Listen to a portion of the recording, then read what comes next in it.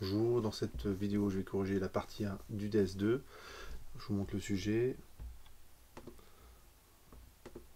Alors on étudie les oscillations d'une bouée, donc là j'ai pris une forme de ce type là, donc c'est un cylindre. Je suppose que le cylindre ne part pas sur le côté pour simplifier, et ce qui va se passer c'est que la bouée elle peut osciller et on cherche la période d'oscillation. On néglige tous les frottements, enfin tout ce qui peut empêcher l'oscillation, donc on simplifie un petit peu le problème. Donc on vous donne les paramètres, c'est H la hauteur, la masse volumique du solide, ρS, la masse volumique de l'eau c'est ρ. On démarre par une analyse dimensionnelle pour trouver la forme de la période d'oscillation. Et après on va carrément faire des calculs pour de vrai en appliquant le principe fondamental de la dynamique. Alors on va commencer la résolution. Alors, donc c'est 2S numéro 2, corrigé.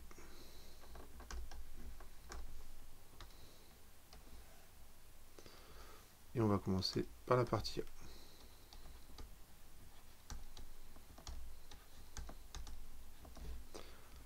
Oscillation d'une bouée.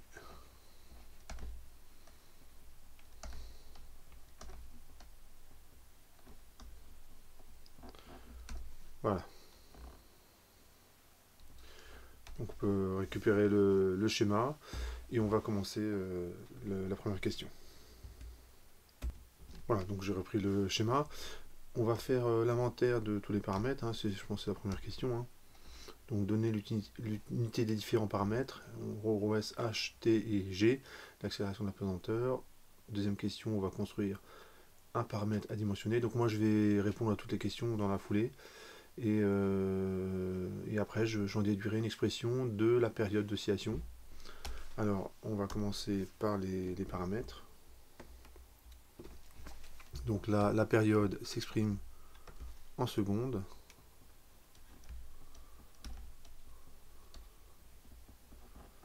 S'exprime en secondes, donc je l'écris comme ça. Donc ça c'est la période. L'accélération de la pesanteur s'exprime, donc comme c'est une accélération, c'est des mètres seconde moins 2.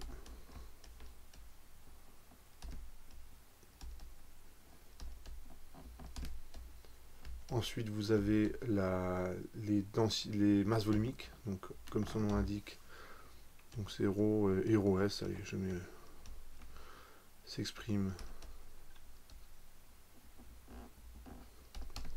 en kilogrammes par mètre cube.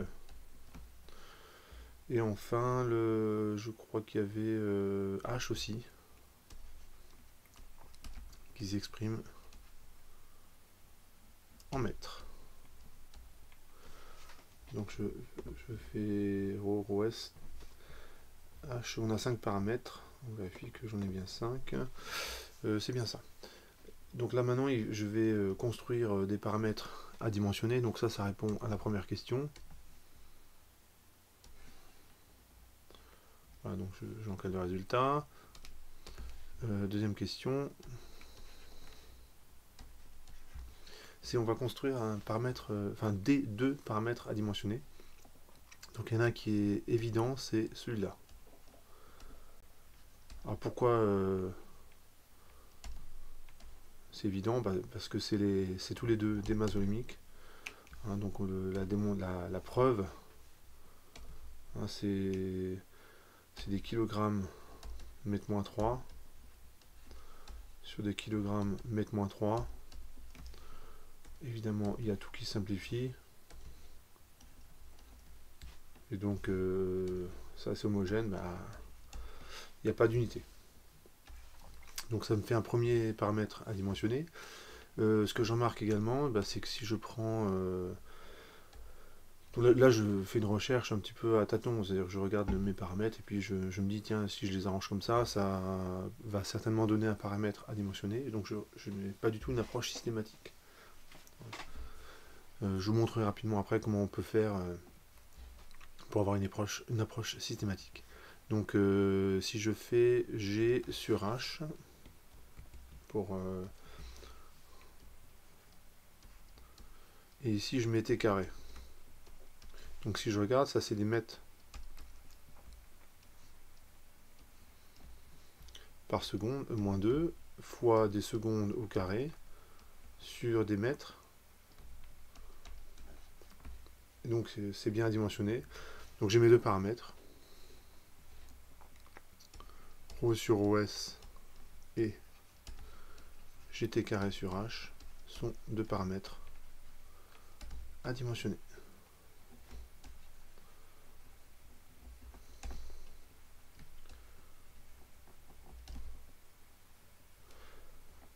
Donc je vais indiquer comment on pourrait faire si on voulait faire une étude un peu plus systématique. Donc je vais reprendre les paramètres et je vais les rédiger rapidement, je ne vais pas trop insister dessus. Donc je continue. Alors je vous propose rapidement une autre méthode. Alors je vais écrire en gris.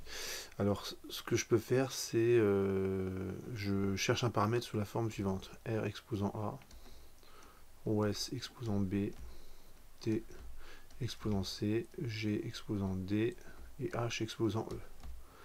Et j'aimerais bien que ce truc là il n'ait pas d'unité.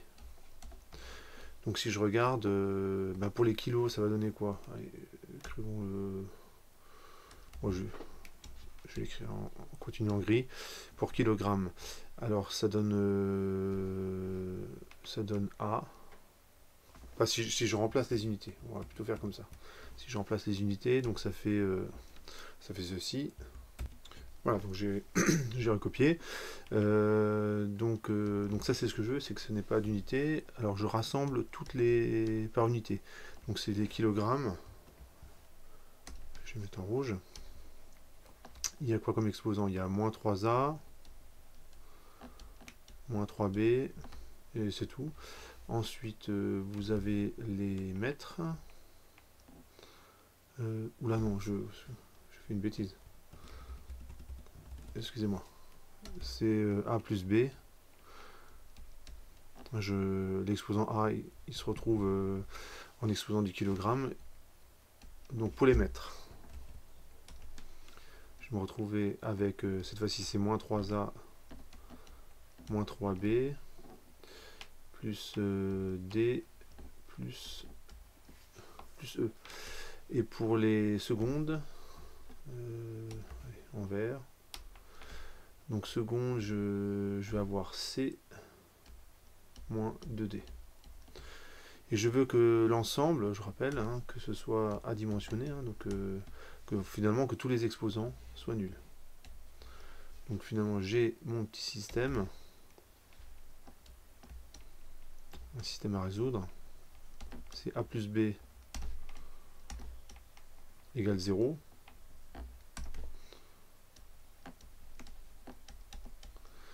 Moins 3A, moins 3B, plus D plus E égale 0. Et enfin, C moins 2D. J'espère que j'ai rien oublié. Égale à 0. Et si vous regardez, on va trouver deux solutions. Donc,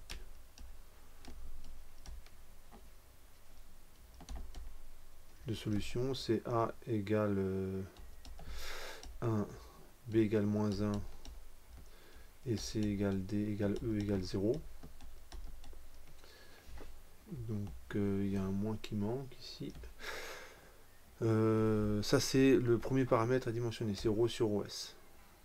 L'autre paramètre à dimensionner qu'on va avoir, c'est on va prendre D égale 1. Donc ça c'est la première solution. On prend D égale 1. Du coup C ça vaut 2. Donc si D vaut 1 et C vaut 2, on prend E égale moins 1. Et A et B, on les prend égale à 0. Et donc sauf erreur, ça me donne le deuxième paramètre. C'est bien ça, hein, c'est G sur H fois T carré. Ouais, c'est ça, c'est le deuxième paramètre. Donc en fait, on les retrouve tous les deux. Bon, c'est vrai que quand on a un problème qui est pas trop difficile comme ça, finalement la recherche à tâtons, ça marche très très bien. Donc là j'ai fait la question 2. En question 3, on vous demande une expression de la période. Je vais prendre une nouvelle page. Donc on passe à la question 3. On vous demande d'établir une expression de la période. Donc on sait que les deux paramètres à dimensionner sont reliés entre eux. Et donc on va appeler la fonction qui les relie, je l'appelle G. Bah non, pas G. Comment je pourrais l'appeler? Écoutez, bah, je vais l'appeler F. Ils sont reliés entre eux.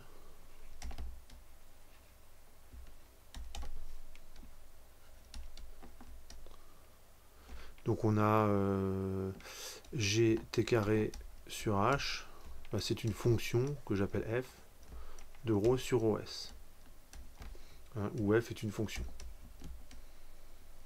que je connais pas évidemment, puisque quand on fait une analyse dimensionnelle,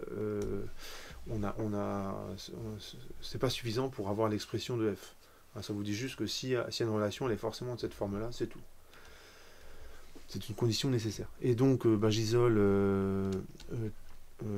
la période, donc ça fait t carré, ça faut h sur g fois la fonction de ρ sur os, et finalement j'ai t qui vaut racine de h sur g, et là je vais renommer la fonction, f devient racine de f. Après tout, je connais pas f, donc racine de f je la connais pas non plus.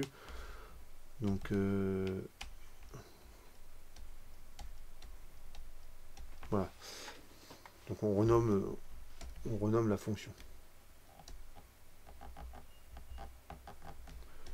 Pourquoi je fais ça? Pour une raison toute simple, c'est que la lettre G, habituellement les fonctions, on les note G, H.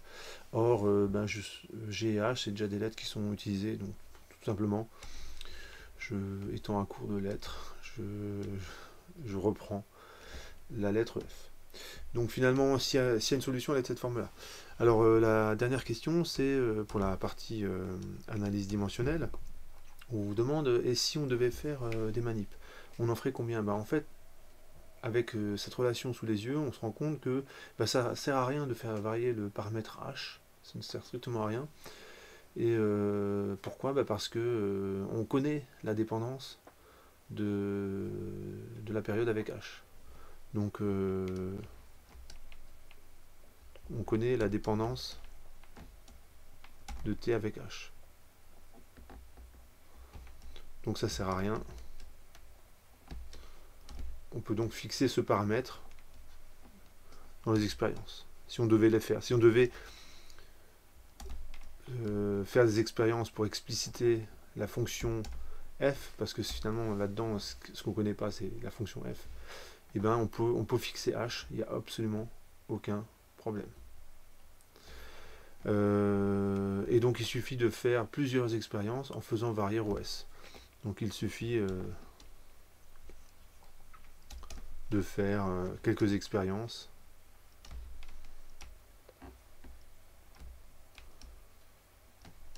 où ROS, alors vous ne pourrez pas facilement faire changer ρ, parce que si vous prenez une bouée dans de l'eau, c'est de l'eau, donc ça c'est un paramètre que vous ne pouvez pas changer. Éventuellement vous pouvez changer de liquide, mais après tout c'est peut-être plus facile de changer OS. Donc il suffit de faire quelques expériences où on fait varier OS. On fait varier OS pour expliciter, plutôt pour déterminer expérimentalement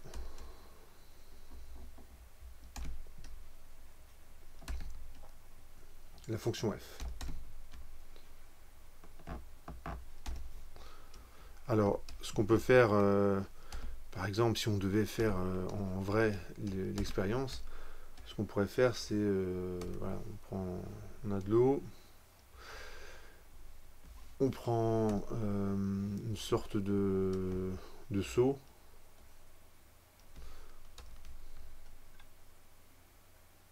Et on va simplement mettre des poids, on va alourdir le système tout simplement.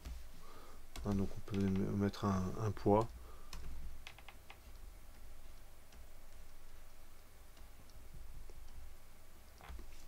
Et on étudie les oscillations de ce truc-là.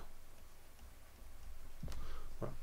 Et donc, faisant cela, ben en fait, on va mesurer taux, on connaît H, on connaît ρ de l'eau, on fait varier OS, et puis comme ça, on peut savoir quelle est l'allure de F. Donc on va tracer, pour expliciter un petit peu plus, ce qu'on va tracer.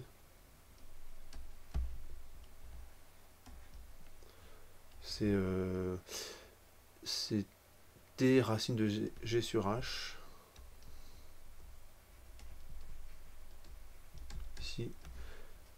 Ici on va mettre ρ sur OS.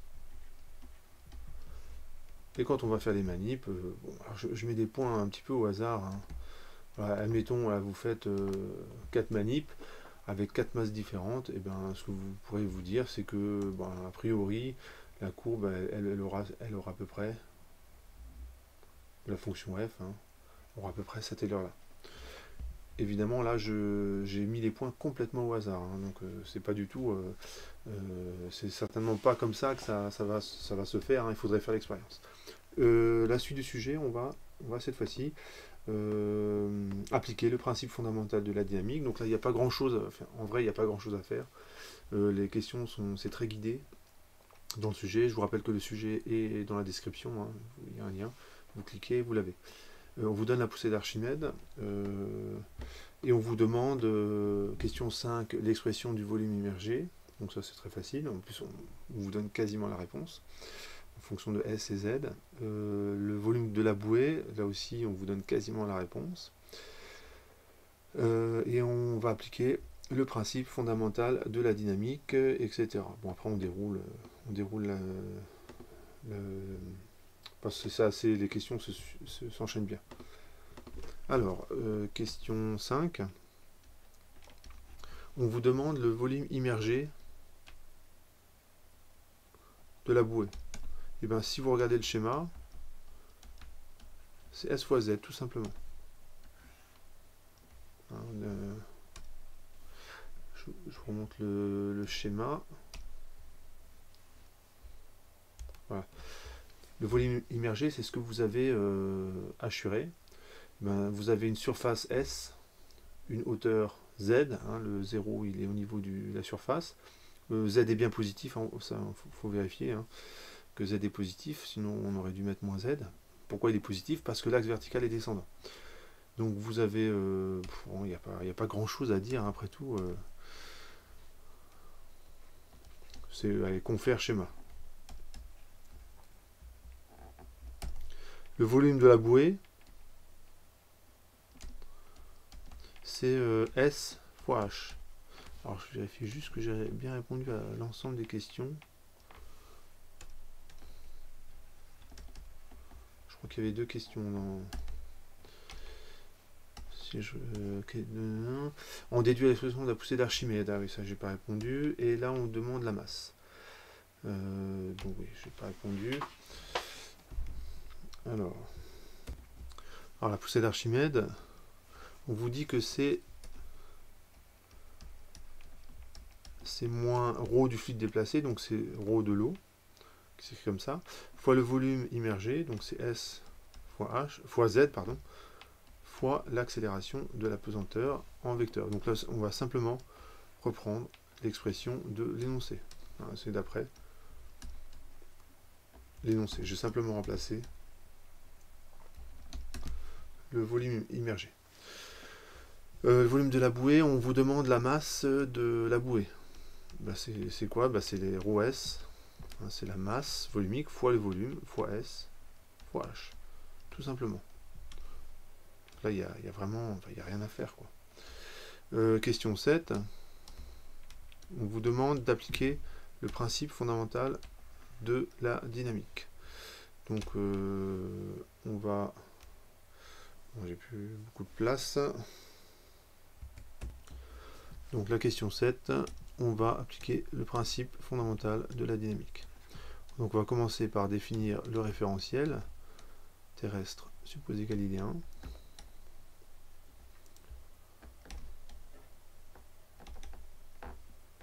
Le système, c'est la bouée.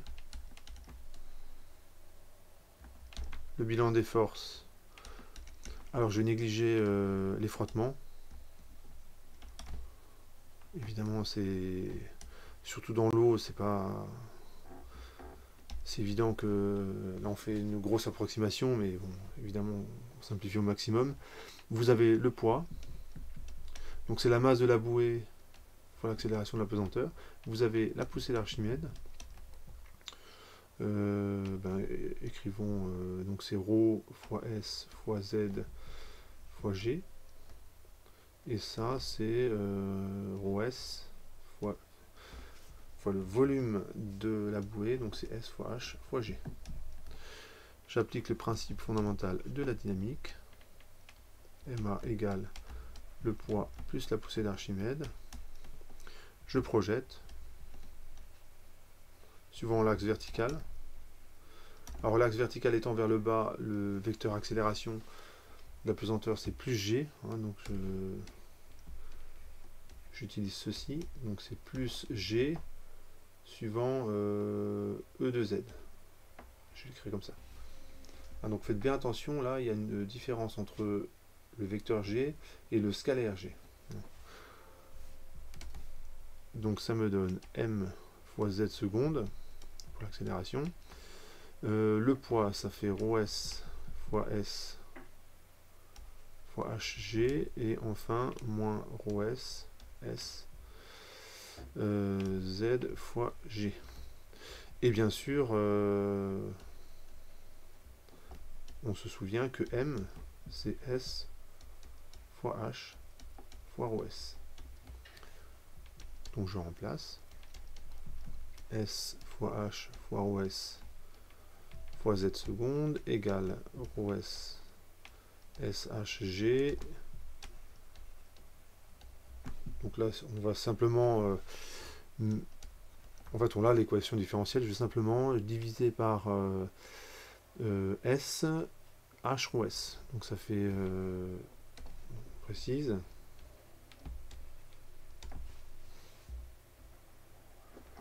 On divise par S, H rho S. Comme ça, je fais faire apparaître Z seconde. Donc, je vais me rapprocher de la forme canonique. Ça. Alors il va rester quoi quand je divise par ρ S, SH, donc ici il va rester G. Et ici on va avoir ρ sur ρS. Le S se simplifie et il reste S sur HG. Donc finalement j'ai la forme canonique. On a ρ sur ρS, G sur H fois Z est égal à G. Donc j'ai la forme demandée. Et ce que je reconnais ici,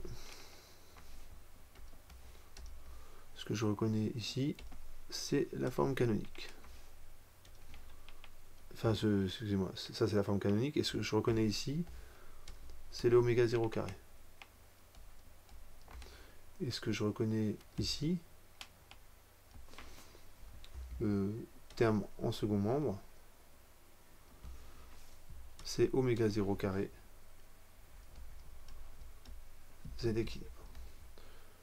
Donc là, je vais pouvoir identifier, c'est bien ça. Rho G, donc je vérifie que je ne me suis pas trompé. Très bien, donc ça c'est plutôt rassurant. Donc on a bien oméga 0 égale racine de ρ sur ρS G sur H. Donc ça c'est plutôt bon signe. Quand on a des indications de... Enfin, quand l'annoncé vous donne une réponse et que vous avez la bonne réponse, tout va bien. On vous demande à la question suivante, donc c'est la question 8. On vous demande Z équilibre. Donc on identifie le second membre. Le second membre, c'est ce qui est à droite de l'égalité. Donc G c'est égal à oméga 0 carré Z équilibre. Donc Z équilibre c'est égal à G sur oméga 0 carré. Mais oméga 0 carré, ça vaut quoi? Ça vaut ceci. Donc ça fait G sur ρ sur OS, G sur H. Donc ce qui est au dénominateur du dénominateur se retrouve au numérateur. Et donc on a ρS fois H. Le G, il se simplifie sur ρ. Donc on a Z équilibre. OS H sur ρ. On encadre le résultat. Ensuite, question 9. Bon là ça va assez vite hein, quand on regarde. On vous demande de démontrer la relation t égale 2pi sur oméga et puis après on vérifiera que notre analyse dimensionnelle était bien. Hein. Donc pour la démonstration, je vous rappelle la définition de la période. Hein. Donc c'est quel que soit t, on a x. C'est plutôt z cette fois-ci. De t plus grand t est égal à z de t, hein, donc c'est périodique. Et t est le plus petit réel positif, strictement positif, qui vérifie ça. Plus petit réel, strictement positif. Je vous rappelle également que, comme on a un oscillateur harmonique, on sait que z de t c'est de la forme une amplitude, donc Zm, Z comme Z max, cosinus oméga 0t plus phi plus un Z équilibre. Donc ça va donner quoi? Z de t plus grand t, ça donne Zm cosinus oméga 0 t plus grand t plus phi plus Z équilibre. C'est égal à Z de t. Et ça vaut Zm cosinus oméga 0 t plus phi plus Z équilibre. Donc là, on voit tout de suite une simplification directe. Et quand on a fait ça, on se rend compte que le Zm va se simplifier. Donc là, je vais continuer...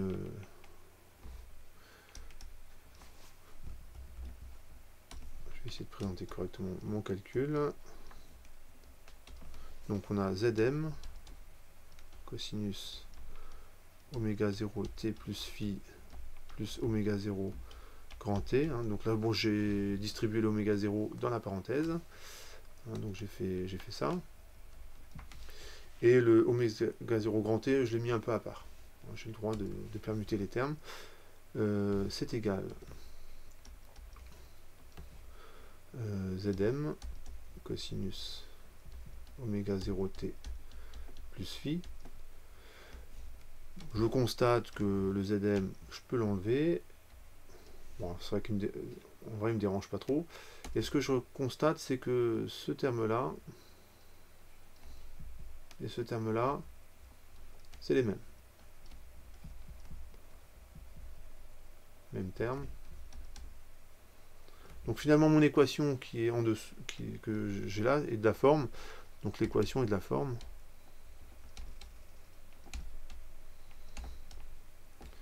Oméga cosinus U plus oméga 0t, je l'appelle U, ce truc-là. Et c'est pas oméga 0 petit t, c'est oméga 0 grand t.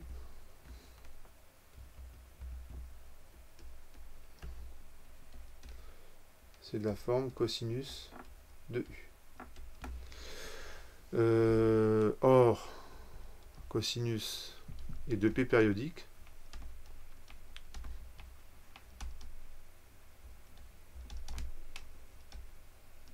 Ça veut dire que oméga 0t, c'est égal à 0, 2pi, 4pi, moins 2pi, enfin quelque chose, un entier fois 2pi.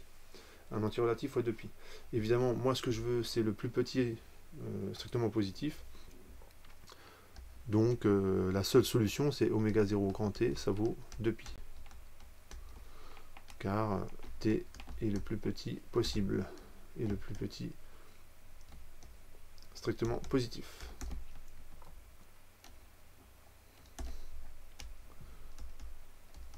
Strictement positif. Et ça achève la démonstration. La dernière question, c'est on vous demande de retrouver la forme. Donc là, j'ai un petit peu de place pour finir la dernière question. Si vous regardez, donc c'est t, c'est 2pi sur oméga 0. Je reprends la forme de oméga 0, donc ça fait 2pi. La forme d'oméga 0 est ici, au milieu là.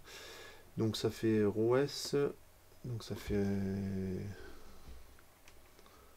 racine de rho s sur rho fois racine de h sur g. Je vous remontre, oméga 0.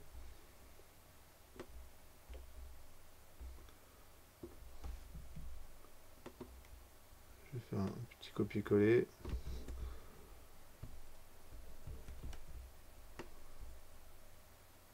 Donc ça c'est oméga 0, donc si je fais 2pi sur oméga 0, donc j'ai bien rho s au numérateur, rho au dénominateur, c'est ça.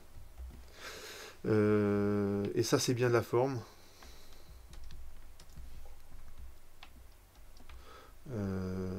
Une fonction de rho s, donc c'est 2pi, c'est racine de h sur g, fois une fonction de rho sur rho s, où f de u, ou f de x, la fonction f de x, c'est de la forme 2pi sur racine de x. Je vous laisse vous convaincre de ça. Hein. Si je remplace x par rho sur rho s, normalement ça devrait marcher. C'est bien ça. Donc on a la bonne forme.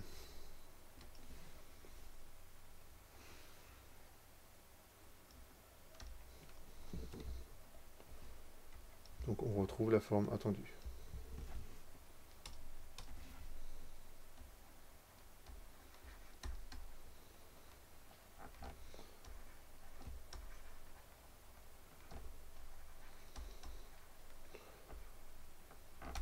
Voilà, donc j'en ai fini avec cette partie. Et dans d'autres vidéos, je corrigerai la suite du DS.